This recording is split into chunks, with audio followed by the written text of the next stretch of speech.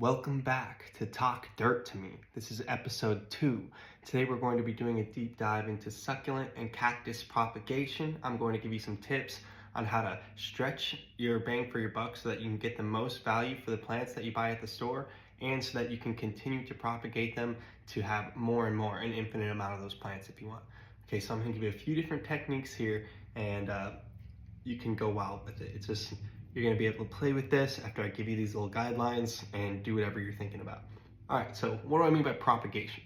Propagation is cloning in a way. So when you take a plant and you take a cutting of it like this is a succulent right here. Here's another one. These would be called cuttings, you know? You can take this and plant it in some soil. Roots are going to grow out of that, and this is going to be genetically identical because it's made of the same plant. You can do this with lots of different plants, but some of them are way easier than others. Succulents and cactuses tend to be some of the easiest things to propagate. I think one of the reasons for this is because they hold water very well, so they're not just losing all their water and wilting right away. They can sit like this in the shade for months and months before they start wilting. So that's one of the ways that you're going to be able to use cacti to your advantage, because you don't really need a rush. You can do this over the course of months and months and just get hundreds or thousands of dollars of free succulents from these techniques, okay? So, and excuse me if I'm talking a little bit weird. I've got a little head cold today. I'm off work though, so I just want to make this video either way. So here we go, propagating succulents.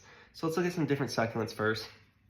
Here's a strange one. This one looks like some clamshells, maybe something that you won't see as often, a little bit more exotic. These are some common, nice flowery ones, really easy to propagate. Another type of succulent right here. These ones are super easy to grow also. So I don't have the names of them all for you. I haven't bothered to learn all the names of them all, but it's another type of succulent. So just showing you different varieties, different leaf structures. Some of them are going to be easier to propagate than others, but I have had success with pretty much all of them. And here's a few more. See that this as well is a different variety, different whole structure, but yeah. All right, so when we're talking about propagating succulents, there's a few different techniques we could use. We could use these whole cuttings like this, or we could just use little individual leaves like this. A lot of people don't know this, but this leaf has all that it takes to grow another whole succulent of the same variety, a clone of the original. You can see right here, this one's starting to make some roots on it. It does look like it's rotting a little bit, but it doesn't matter. Once this has started rooting, you have a really high likelihood that this is going to give you a brand new one. So I'll give you an example of this. I laid out these on here that were all starting to sprout, and now I've got succulents growing in a ring, and I put one in the middle. And although these are going to rot, the succulent will grow. You'll lose that leaf, you can cover it with soil or take it off once the plant starts to grow, no problem. So you can see, I can get a giant pot of succulents that would be, $60+ at the store just with some leaves off of one, and this is just going to take a few months to really start to fill out. So here's some different techniques. If you're going to use just the leaves like this, it is going to take several months for these plants to really start to take off again, because they are only using that little bit of leaf in order to photosynthesize and try to generate a whole new plant. The good thing is you can come up on these leaves all the time when you're pruning your plants, or if you take some and harvest some or whatever, all the time you can come up on these leaves. And so one way to propagate these, lay them out on a nice tray. I like to use succulent potting mix or something that's really drains really well, like cactus mix, and for all my succulent potting. But when I lay these out, just put a little bit of soil. You only need a little bit on there to give them a place for the roots to go into. They don't even really need this, but I like to do it this way. And then when the plants are starting to root like this, or a little bit more even, and you see a little succulent growing in it, that's when you can take it off the tray and plant it into a bigger pot, and it'll start growing a little faster. So you don't have to take up a lot of space to get a lot of succulent cuttings, right? A faster way to get them to grow is to use these whole cuttings like this. You might take these, snip it down, or leave that whole amount right there, plant it, and it'll start to root out from here. Here's an example of a succulent starting to root out into the air. They do this quite commonly because they are so vigorous at rooting. And if you see them like this is going to be a really fast growing cutting. So if you see these out on your plant, like airing out, these are great ones to snip off your plant for clones, all right? These ones with the little roots. Otherwise, These will take, again, a month or two to really get growing, but since they have more plant material, once they get started, they are going to kick on and start growing pretty quickly. So when you're buying succulents, how can you maximize your value knowing what I just told you now? Let me give you an example right here.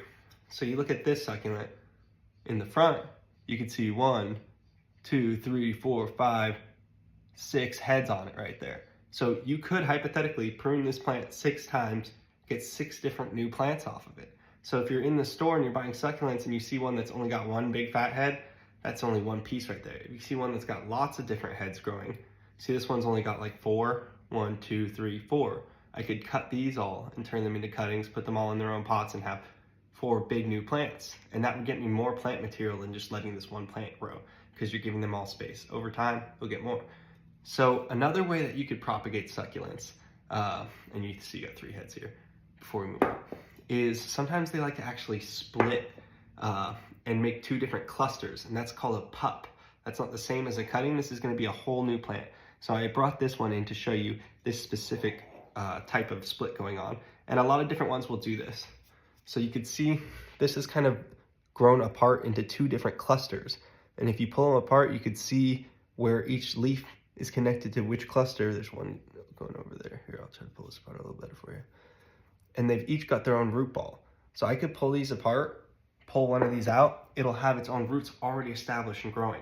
That's another way to multiply your succulents when they are doing that. And they'll actually benefit from this. When they're starting to cluster and crowd themselves out, it will slow down the way that they can grow and the size that they can grow too. So you can get a lot more by spreading them out. I also said that this applies to cactuses as well. So I'm going to show you a dragon fruit cutting that I've got right here that's distributing a few of these things that we talked about. I took one that already had root material coming off the stem and into the air, took the cutting a little bit below this and planted it in this soil. Now, this cutting might not really actually grow, but what it's going to do is start making new growth. So that is some of the new growth on this dragon fruit cutting. It was really easy to get started because it already had roots on it. It's starting to make this new growth right here. And one more tip when you're repotting or cuttings of cacti or succulents, sometimes people say it's really good to let them dry out a little bit on the tip of the cactus before you plant it so that it won't rot out. It's not always necessary. They're pretty hardy and I rarely have them rot, but you can do that if you want to let them dry a little bit. In order to keep these cuttings alive, you're going to want to keep them in the shade, and maybe if it's really dry, you might want to mist them every few days or every week or so, and you can keep your cactus cuttings alive for a long time like that. They'll even start to pup out with no soil or nothing, you know? So these are all different techniques you can use to grow a ton of succulents. Let's look at some different leaf patterns though before we go, just to get a little more in depth with it. Something like this, where you see the leaves are really going all the way up the stem, you're going to want to do the same kind of pruning technique as here. When you take the cutting, you're going to want to take some of the leaves off the stem so that you can put the stem into the soil. Even though the real material for the growth is going to be probably coming from the leaves, the stem is just going to provide it like something to sit in the soil a certain way.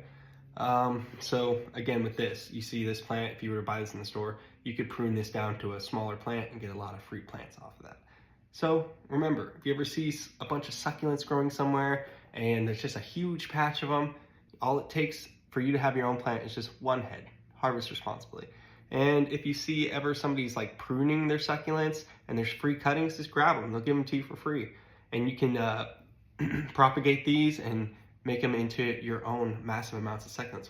But what are you going to do with all these succulents? Well, you could give them to friends and family. You could landscape with them. You could make some house plants out of them because some of them grow well indoors. But here's another thing that my girlfriend's been doing that I really like. These succulent bouquets. So there's a technique. I'm going to get her to make a video on this in order to make these into a nice bouquet, just using the cuttings from your succulents. And these will last for several months. So this is like a really fun way to have a bouquet. You don't need any water. You don't need, it's not going to attract bugs. You know, it's a lot longer lasting and so pretty. So there's lots of things you can do with so many succulents. And all it's going to take is a little bit of patience and a tiny bit of space, and you can propagate as many of them as you want. All right, let me think. One more thing before I go. Let's talk about mutations, all right? So this one that I pulled up earlier has some normal ones growing in it right here in the middle. And then there's this one that's just grows crazy and it's weird. Even the stem is thicker and different on it. And so that's actually a mutation. And when you spot these weird things going on, and you're like, hey, this is a variety, but it's growing totally different from all the other ones. You can propagate that one specifically. Try to keep that one alive because that one's gonna keep making those weird looking succulents probably. They can revert sometimes, but there's a good chance that clone is gonna keep producing that mutant variety for you. One more thing before we go is let's talk about some different ways that you can play with these in order to get them to grow differently. So if I had a big tall one of these and I cut the head right off of it, more little pups are gonna come up at the stem. So if you don't want one big long stem with the head on top, if you want multiple little heads coming off the stem in different spots, you can just lop these right off and let the plant just be stems for a minute. Remember to keep it moist and it will grow back up, you know? Another thing that you can do is pop the middle of these right out and just leave it for a second. It'll look weird, but then it will start to grow multiple heads in the middle. You might get something like this going on where it's like, oh, they normally don't go that close to each other. That's because something damaged this one and it started growing out of that area that it got damaged. So you can have a lot of fun pruning these, playing with these, cloning these, propagating these. All you need is one little leaf and you get a bunch of free plants. You can see these all the time just on the ground at stores or somebody's yard just falling off. So you don't have to pay to get some succulents, but if you do, remember to grab some plants that you can take a lot of cuttings off of if you want to get the most bang for your buck. Now I'm coming up to 12 minutes, so I think that's too long to be talking about these little plants. So anyway, farewell. This was Talk Dirt to Me, episode 2. Until next time.